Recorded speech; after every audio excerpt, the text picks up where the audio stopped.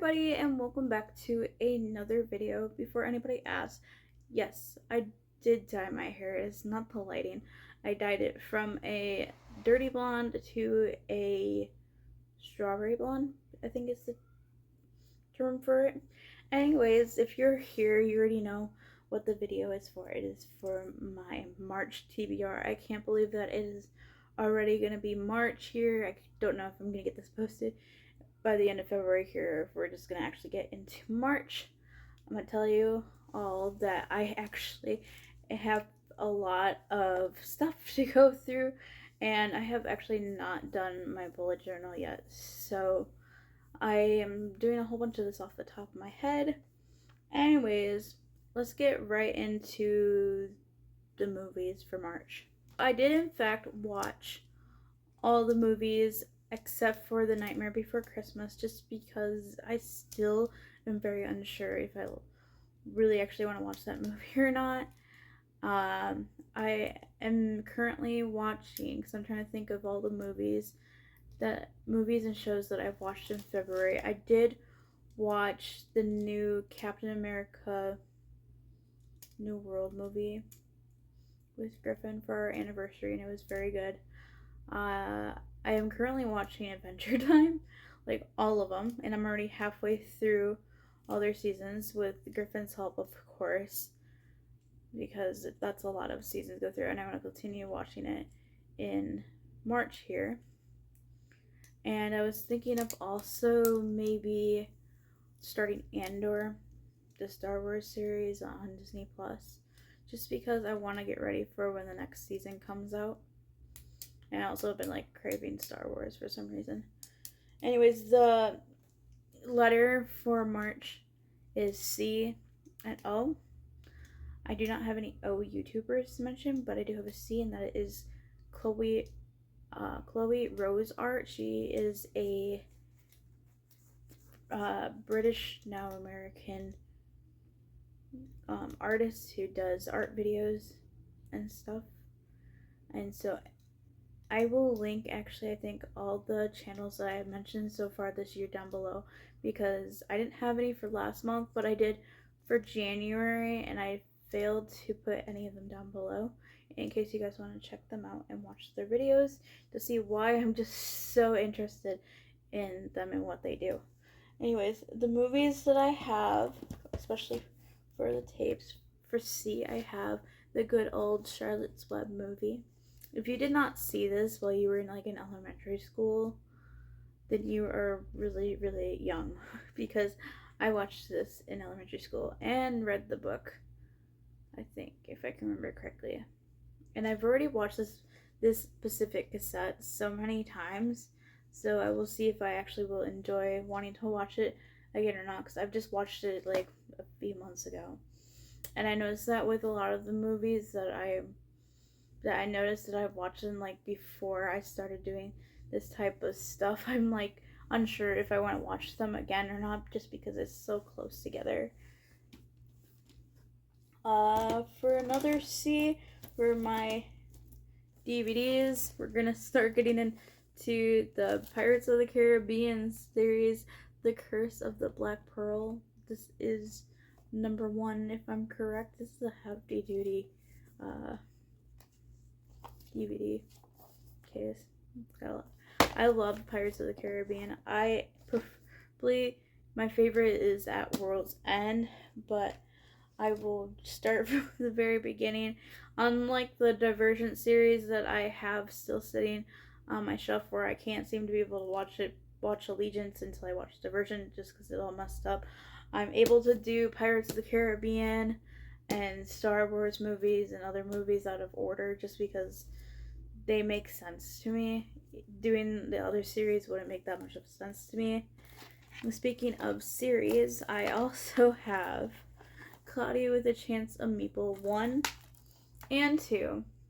And surprisingly enough, I think someone must have given this to me as a present or something, because it is still in the plastic, like the cling wrap that it comes in when you get it from somebody got this from Walmart apparently and gave it to me, and I'm excited because this used to be like one of my favorite childhood movies when I was growing up, I specifically loved Steve.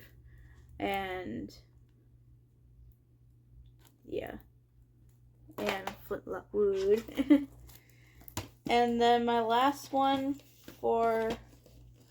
Oh, I didn't have any DVDs, but I did have a cassette tape, which is Oliver and Company. This is an older Disney movie, and I am excited to watch it. I watched it, I think, maybe once, and I like the music that's in it. Like, I love soundtracks that are in, like, Disney movies. Getting into my TBR for February that I did read, I do have 2 books that are not here with me because one was for my English one-on-one that I did with a student at school, and then the other one I read all the way through. It was that paper copy that I showed in my last TBR video. He ended up not having his copy today, and so I decided to give him my whole paper copy for school. I can't share much information about him, but let's just say that he's gonna need some help. Anyways, on to the first book. That's why this blank spot's always here for those pictures that show up. For number 1, actually, I really should go in order in the way I finished these. So, the first book that I finished, I think if I have the sheet here for it, because this book took me literally like 2 days to finish, and that was because I broke it down in half for my student I'm reading for.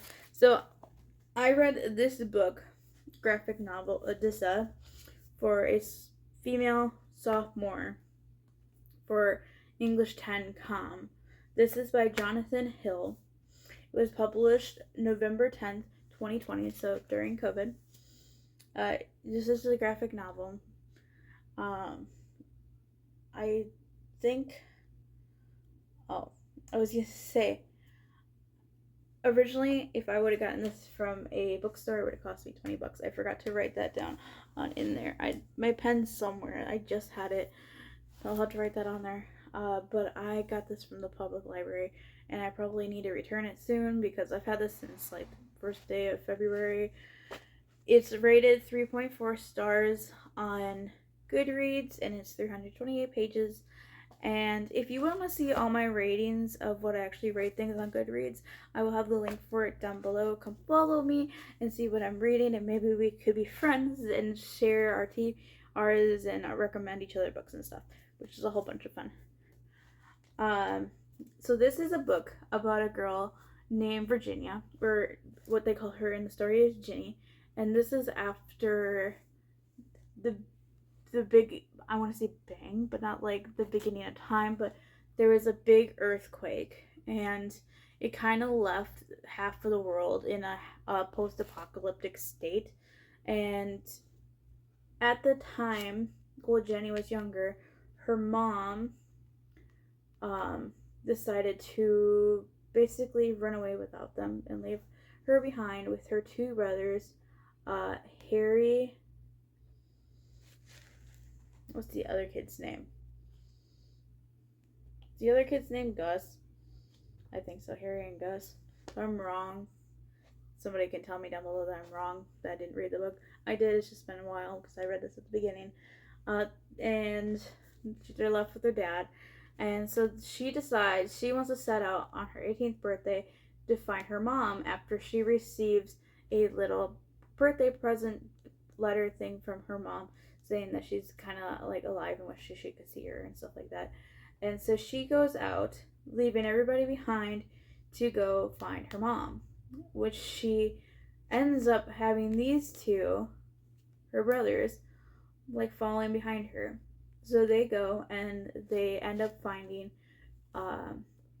their uncle, who ends up trying to like basically dispose of them without like trying to help her realize that, you know, that this is his niece and nephews, but apparently he does.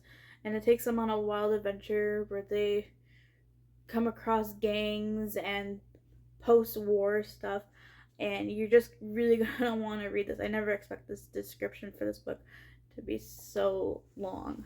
I finished these books like so close together, so The next book that I finished was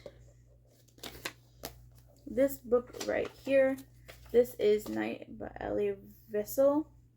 It was published in 1956. The Yiddish version, the English version didn't come out until 1960s. There is different translations for this book because of how he wrote it. This is a memoir. It originally would cost me $6 if I got it at the bookstore, but I actually have the school copy. I actually had 2 school copies because I had 2 different translations that I was reading from because of the audiobook that I had. And it was rated 4.3 stars, and it's 109 pages.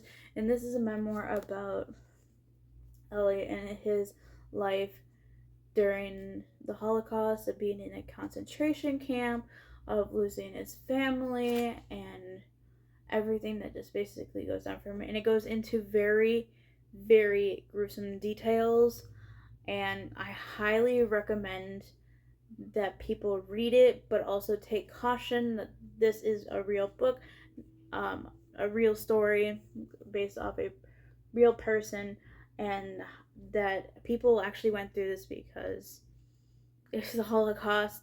It is scary, and there's a lot of nasty things. Like, I just down, I think, at one point during one of the chapters because I could just not handle the details. It just made me like want to cry and stuff. But it was very interesting. Next one that I have, I don't have the book here, so here is a picture of the book if I can find it. The book is My Real Name is Hannah by Tara Lynn Mashi. It was published September 15th, 2018. And no, I didn't just try to pick my nose, I was trying to itch it. It is a historical fiction. I don't know if it's, well, it's historical fiction, so it's not based off somebody real, but if I would have gotten it from the bookstore, it would have been $18, but I basically did a paper copy, as I just told you guys. It is rated 4.1 stars on Goodreads, and it's 195 pages, and it took a very long time to read because, once again, this is a story about a Ukrainian girl and her family during the Holocaust. And it goes through this girl. Her name is Hannah, and she's 14, I think, at the time that this takes place, where, you know, the Germans are coming in and they're invaded the towns and the chattel and stuff like that. And she is kept hidden in her own home with her family, and then eventually they leave to go to the woods where the resistance fighters are, and stay in a cabin, and then they move to underground, and then the dad goes out and kind of goes missing, and then the daughter, Hannah, has to go out basically to find him, and with her uncle, and there's like a boy that she likes, and just a whole bunch, the whole story, like, it's not as detailed as the other one, but there are still mentions of the Holocaust, a lot more Jewish terms. If it was a book you really wanted to read, you would definitely need a dictionary or Wikipedia or something in hand to be able to understand the Jewish terms, because I got it, but some of the terms I don't quite understand, so I just had to think of exactly what it was to be able to read it. The next book that I completed, I also don't have the book for this one because it is at school. It wasn't my copy. This picture right here. This is The Giver by Lois Lowry. It was published in April 26, 1993. It's a science fiction book. It would cost me $10 at the bookstore, but I read it at school for a one-on-one English course with a student, the freshman, and it's rated 4.1 stars on Goodreads, and that's 208 pages. And this was my third time reading through this book, and let me tell you, as an adult, the book was definitely interpreted better than when I was, I think, probably middle school when I last read it. And no, I have not seen the movie yet, but my student, she had seen the movie before she had read the book, so she knew a lot of details about it. So this is a story about a kid named Jonas who is turning 12. in this community that they live in, everything is the same. There is like the same amount of people in a family unit. They're basically not by age, they're by number of years that they live, and they go from being a new child to basically going through life, receiving different things at different numbers of life. And if something happens and they say you're being released, well, let's just say my student wasn't very pleased when she found out what the word release means. But as Jonas approaches being 12, he is handed his assignment, also known as his job for life, of being the receiver of memories. And now he goes to the receiver at the time, who ends up being the giver. And the giver has to give him memories of basically the whole world that's outside of what his community is. And some of it involves him having to experience pain, lots and lots of pain. But he eventually goes through it and realizes that he doesn't like the life that he lives, and so will he choose to stay or will he leave? You gotta read the story to find out. The next book that I read, I know there's a lot of books that I read during the month of February. I can't believe in the shortest month of the year I managed to plunk out 1, 2, 3, 4, 5, 6 books. I was going for 7, but unfortunately I did have to DNR a book. If you saw my last video, you know which one that was. I chose the DNR because I couldn't get past the first chapter because the character that was in the book was kind of creepy to me, and it just made me feel really uncomfortable to read it, so I chose not to read it, and it's going to be going into my pile for my next video that I have coming out, which I believe will be a small little library hunt, if I remember correctly. Anyways, the next book that I have here that I read is Loving You Always. This is number 2 of the Bennett series. You don't necessarily have to read the first one to understand what is going on, but if you want the background story, you have to read the first one with greater details. Anyways, this is by Kennedy Ryan, published January 1st of 2014, and it is a U.S. Today bestseller book, as you can see probably from up here, and originally cost $17 if I went to the bookstore. I did go to a bookstore, but a used bookstore. I bought this back in December because me and my mom, we were going to read it together, but now after reading it, I'm glad we didn't read it together because there is some pretty adult things that happen in it. Not as bad as the other one that I DNR'd, but this one just, romance, of course. So this cost me actually $5 at that bookstore, and it is 4 stars on Goodreads, and it's 246 pages, and the genre is contemporary romance. It actually says it on the back. So this is a continuation story from, I don't remember what the first one's called, but it starts with this lady that's pregnant, and her name is Karis. And she is running her life kind of like on a bumpy road where she is opening a brand new store, starting her own business, basically like a boutique, with her friend Meredith. And she runs into her old foster mom named Mama Jess. And they reconnect and they do the store together. At the same time, her marriage is kind of on bumpy roads with a guy named Cam, who basically blames her for the downfall of their marriage based off the fact that she was kind of in love and shared a kiss with his best friend Walsh. Now Walsh, he's this big time business guy who actually is like in love with Karis but had to hide his feelings when his best friend decided that he wanted to propose to her. And so after all that, he still chooses to want to be with her, stuff like that. And one night, Cam gets upset, gets drunk, comes home, yells at her, says that he's going to end the marriage, and then goes out and drives away. Well, Karis, being this pregnant lady that she is with all these hormones running through her, decides to get in the vehicle and run after him. It's raining outside, and he's drunk. And she's driving and gets into a car accident, swerves, and hits a tree. Well, she's in the hospital and she loses her baby. And Walsh comes in and basically confesses to her, even though she's out of it, that he still loves her. And a lot of things happen, and there ends up being a divorce, a lot of moving, romance, and stuff like that. And you're just really gonna want to read this book because it was so good. I think I rated it a 4 as well on Goodreads, but I think, or I left it at 3 because I know there was a lot of details that got left out. Last book for the month of February that I just finished today. Like, I was running through it because I wanted to make this video today. Is this book right here.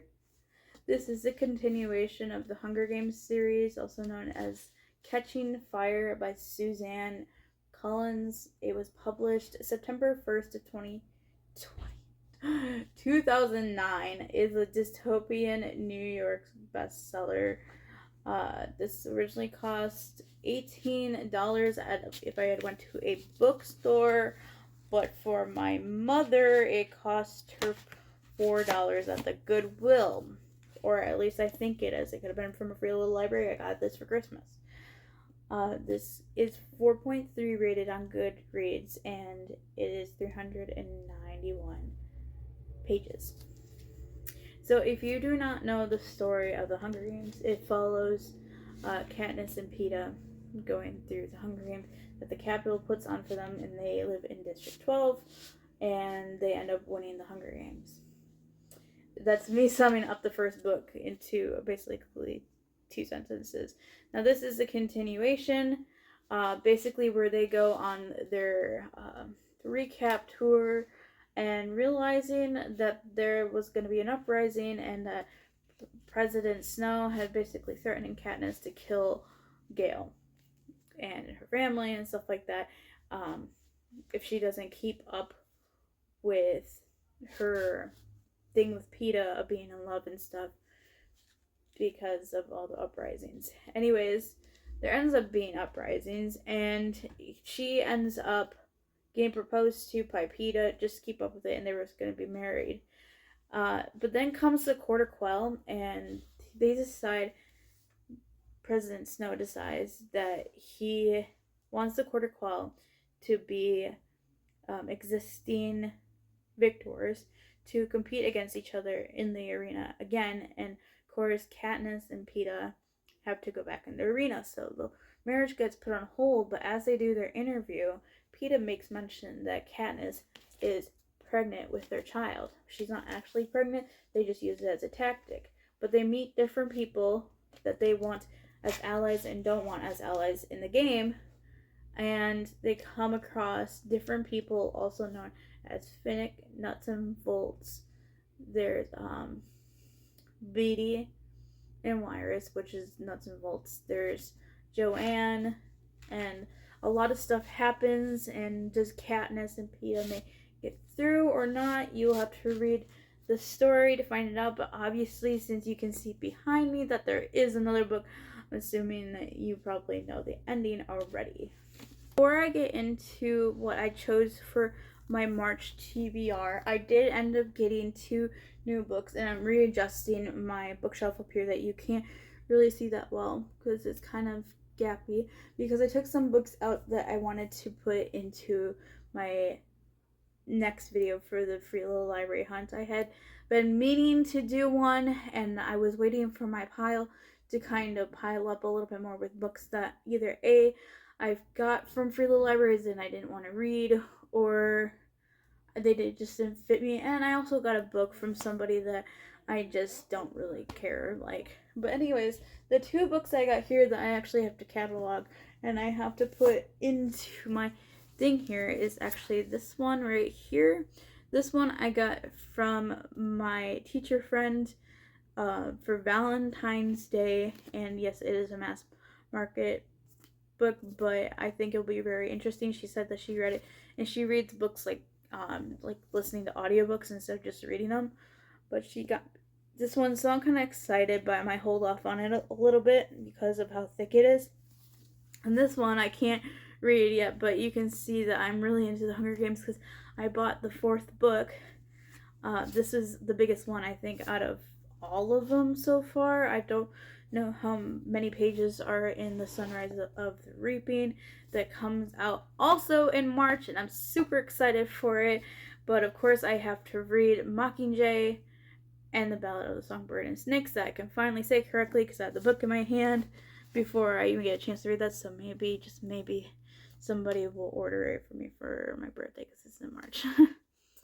Anyways, getting into what I want to read for March. Obviously, you can tell that I am going to choose to read Mockingjay, the third book in the Hunger Games series. I won't tell you guys much of any information about the books just because I want to wait until the end of the month to share with you guys how it's going. But I'm super excited to read this considering that I just finished Catching Fire today and wanting to know what happens because it kind of left me on a cliffhanger. I want to know.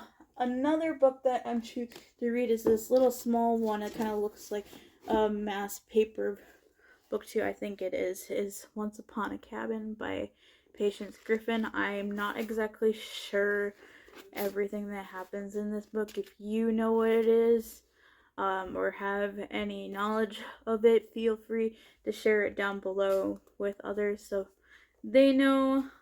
I'm excited, I guess. It's a smaller book.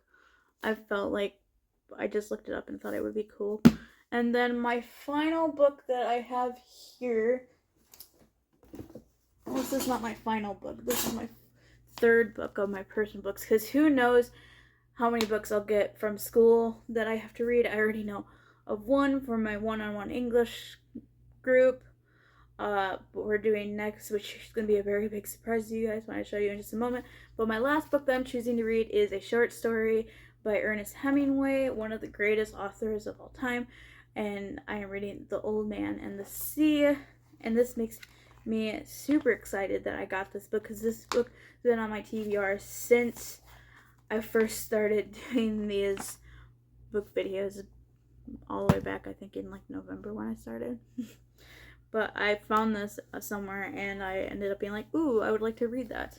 Anyways, the other book that I have for my English one-on-one, would you believe that all the way back from January, also known as last month, going into the March TBR, again, for my one-on-one, meaning I have to read with a student, this book. My teacher chose for me and my student for the one-on-one English to read the number one, The Hunger Games. I'm going to be reading The Hunger Games again.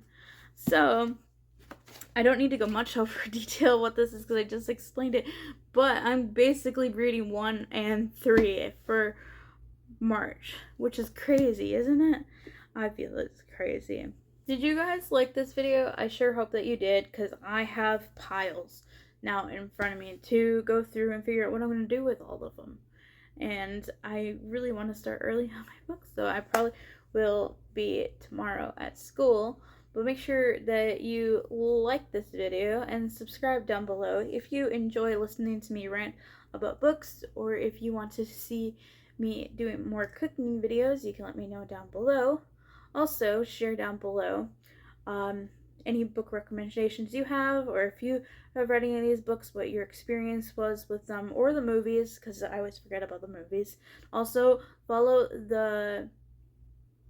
check out the YouTubers that I have listed down below as much as I appreciate it. And also turn on the notification bell for whenever I am not being lazy. I haven't been very lazy lately because I've been really on top of these videos this year. I don't know why, but I really have been enjoying them. Anyways, I will see you guys in the next video. Bye!